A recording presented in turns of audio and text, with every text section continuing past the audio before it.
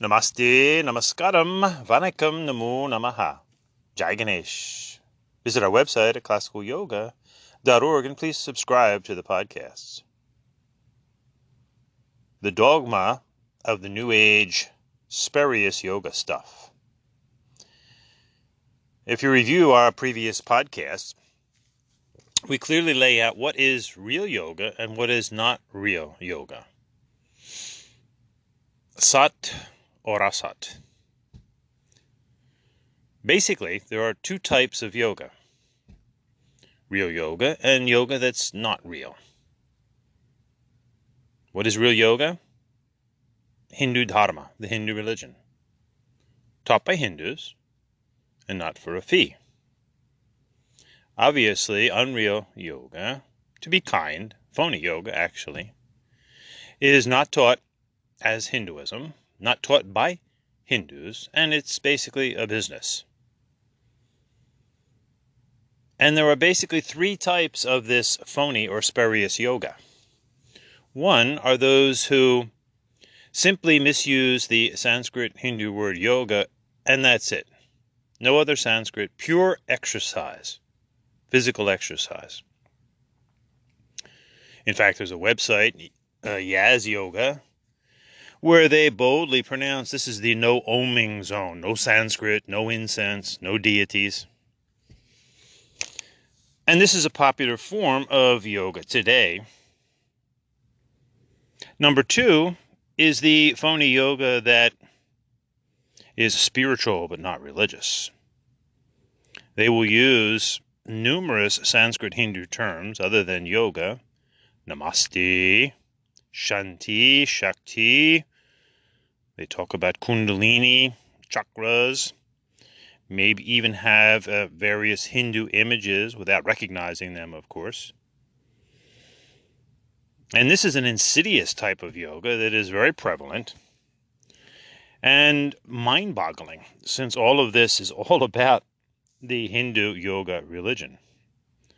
And number three is actually religious yoga, but not Hindu. Christian yoga, for example. And those who follow this type of so-called yoga boldly state, oh, well, everything belongs to God anyway, so we can take the yoga from the Hindus. They do recognize that it's Hinduism or was Hinduism, because they will also boldly assert that, oh, we're taking the evil Hinduism out of it. So basically there are two types of yoga, real yoga and phony yoga. And the phony yoga, especially the number two, the spiritual but not religious, have their own set of dogma, though they would be very shocked to even realize that they have a dogma. The word dogma simply means opinion, and everybody has one. However, when our opinions turn out to be false and we still hold to them, or when we become overly opinionated, then we become dogmatic. Today's spurious yoga is certainly dogmatic. So here are some of the cliches that you will hear repeated by those in the phony yoga movement with their glitzy websites and yoga studios and 200-hour certifications. When asked to define yoga, the first dogma is that yoga means union. How vague? What kind of union? Teamsters union? Teachers union? Sexual union? And regarding the latter, there have been so many scandals over the years that many seem to completely overlook both sexual and financial scandals in the name of yoga. And the rising yoga stars are at the heart of these scandals. Rather than simply stating the obvious, and you could look at our podcast, What is Yoga? They go to great length to beat around the bush about what is yoga. Yoga is all about the Hindu dharma, real yoga that is. This is often followed by, oh, yoga is for everybody. That's interesting. A Christian would say, no, Jesus is for everybody. A Muslim would say, no, Islam, Allah is for everybody. Obviously, yoga then cannot be Hindu because is Hinduism for everybody? Obviously not. The next cliche is that yoga is not religion, and which is often followed by yoga fits into anyone's religion. Why? If yoga has nothing to do with religion, why would it fit into anybody's religion? And of course, all one has to do, especially in today's age of technology, is simply say, hey, Google, define yoga. Hey, Google, define Sanskrit. One will quickly come up with the honest answer that this is all about the Hindu dharma, Hinduism, the Hindu religion. The next dogma of the New Age phony yoga movement is yoga is a philosophy and not a religion. So therefore, when one goes to any university and they go to the philosophical department, they would expect to learn yoga. And when one goes to a yoga studio, they go and expect to have a class in philosophy by a professor of philosophy. The next dogmatic cliche is, oh, yoga is science, but not religion. And again, when one goes to university and they go to the science department, they learn yoga. When one goes to a yoga studio, they are attending a class in science. And for those who finally have to admit, well, yoga does come from India, and the next dogmatic cliche is yoga is India's gift to the world. Well, India didn't give it to the world. The Hindus gave it to the world. India is a country. And what does one do when they receive a gift? Do they deny the giver? And do they turn around and sell the gift? The next dogmatic cliche is, oh, nobody owns yoga. A simple retort to that is, well, no, the New Age yoga people do. They must, because they sell it. And what do we call someone who sells something they don't own? In a way, all of this spurious yoga today is hot yoga, meaning stolen. And of course, the infamous Bikram Choudhury and many others who have destroyed the lives of many people under the guise of yoga should have been red flags from the very beginning. Who owns yoga? Well, actually, the Hindus own yoga. They own it by identification. They own it by creation. It was the Hindus that created the Sanskrit language and all of these subsequent terms that are so routinely abused today. Yoga, guru, mantra, karma, chakras, kundalini. And here's an all-time favorite. Yoga predates Hinduism or Hindu dharma. That's an interesting trick. How does one have a word, yoga, that comes from a fully developed language before they have people, a language, and a place? Obviously, using logic and proper judgment and reason, which are actually, according to the Saiva Hindu Guru Patanjali, the first two signs of someone who has had the calm wisdom of samadhi, vitarka, vichara, reason or logic, and judgment. First things first. The place where all of this began was the Indus River Valley. And obviously there were people there who, when they developed the Sanskrit language, used the word Indus to describe where they lived and who they were and their practices. This became Hindu or Hindu Dharma, later Hinduism, and all of the subsequent teachings and practices of yoga. And when the New Age yogis dogmatically assert that yoga predates Hinduism. And of course, every religion is ongoing in its development. Then thousands of years ago, prior to the Hindus and the Hindu Dharma, there were yoga studios and yoga mats and certified yoga teachers and hot yoga and power yoga and Kino's yoga and Ted's yoga and Mary's yoga, goat yoga, etc. So in these dogmatic cliches, it is just this desperate attempt to totally separate yoga from anything to do with the word religion, of course, and certainly Hindu Dharma or Hinduism. And this is actually the elitist mindset.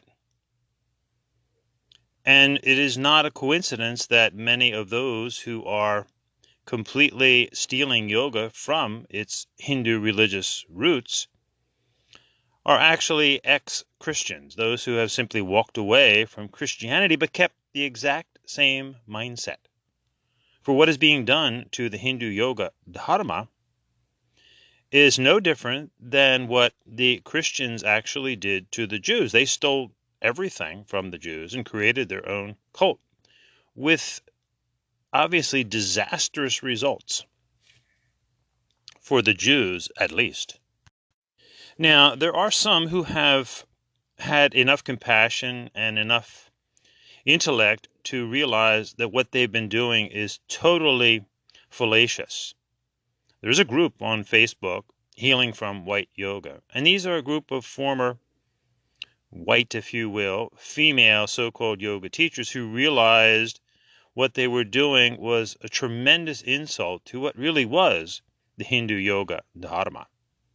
Now, in their title, Healing from White Yoga, they make it clear on their website that what they really mean is healing from the non-Hindu yoga. Because remember, this is not about a race. This is about a religious teachings and practices that have been passed down for thousands and thousands of years. And remember that the Sanskrit Hindu word yoga in actuality has absolutely nothing to do with the physical body. Yoga Sanskritam asi yuj atman brahman cha. Yoga is a Sanskrit word, and the Sanskrit definition is to yoke, yuj, to one's atmana, soul if you will, and Brahman, soul source. And the various real yogas are the means by which Hindus and students of Hinduism achieve this spiritual realization. And remember, there's a huge difference between a student and a teacher. When we often say that yoga is all about Hinduism, the reactive retort is generally, oh, yoga is only for Hindus? No, not at all. But the teachers are Hindus. Just as anyone can learn about any of the other great religions of the world and go to their sanctuaries, the teacher is undoubtedly, at the very least, a qualified member of that religion. So in the Hindu yoga dharma, Hinduism, the various real yogas are karma yoga, bhakti yoga, raja yoga, jnana, gyan yoga, hatha yoga, mantra yoga, japa yoga, nada yoga, natha yoga, kundalini yoga. And obviously this is not taught and found in your average Christian church or synagogue or mosque. So please have a little respect, a little compassion for the Hindu yoga dharma. If you would like to learn, fine. But please do not continue to distort it and steal it from its origins in the Hindu yoga religion. There is in fact no real Hindu dharma without yoga, and no real yoga without Hindu dharma. And remember, when you take something from its roots, what happens? It quickly dies. And therefore we're getting all manner of so-called yoga and its resultant scandals. Now, what is generally misrepresented by simply the word yoga is only one small part of the Hindu yoga dharma, hatha yoga, which are the Hindu devotional postures. And yes, they are very effective. They are very calming. They are very soothing. But this does not mean that they are to be secularized. If one wants to do stretching and relaxation exercises, why not simply be honest and call it that, stretching and relaxation? If one wants to teach any aspect of real yoga, be it Hatha Yoga, Bhakti Yoga, Raja Yoga, Kundalini Yoga, first and foremost, they must either become a Hindu, if they're not already a Hindu, and then go through lengthy periods of study, and then honestly present this real yoga in its factual nature. It's all about the Hindu dharma, taught by qualified Hindus, and not for a fee. And please wake up to the dogmatic cliches that permeate the so-called yoga of today. As Hindus, we welcome you to study our great Hindu yoga dharma, but please respect it. And importantly, just a few more of these really dangerous, thoughtless New Age cliches. We are all one. That's bad math. We, all, one? One what? Of course, we're one humanity. We're humans, and we would look deeper into the soul nature of all of us. But outwardly, we are many. The one thing is really a monotheistic power play. And interestingly, when those who make this thoughtless cliche are confronted with any kind of confrontation, then the conversation turns sour, if you will. One often gets slandered. One often gets threatened with having one's lawyers sicked on one. So what happened to the we are all one stuff? Another is we don't believe in labels. What in the world does one think is language? Imagine the ridiculous scenario if at nighttime one went into a supermarket and took all the labels off the food. Life is labeling. Life is division. This is the natural duality that is life itself, the very cell division of life.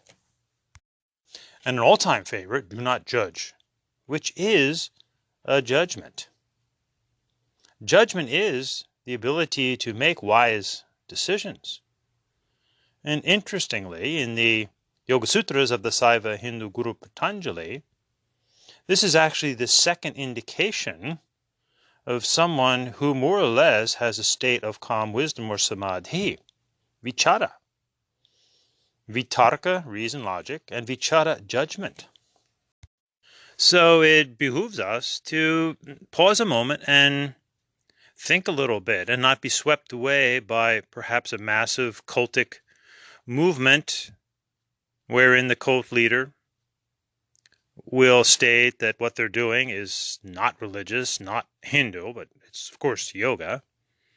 And why do they do this? Why do they deny it? Well, it could be just a flat-out ignorance, but there's basically a motive, because when one states that this is all about the Hindu dharma, then they lose their fan base and they lose their resultant money and perhaps their Rolls Royces and Rolexes and motorcycles. Ironically, all the things that they would ask their devotees to give up. So if one wants to be truly creative and come up with something brand new in the religious spiritual realm, fine, do that. But please stop stealing from the already established Hindu yoga dharma.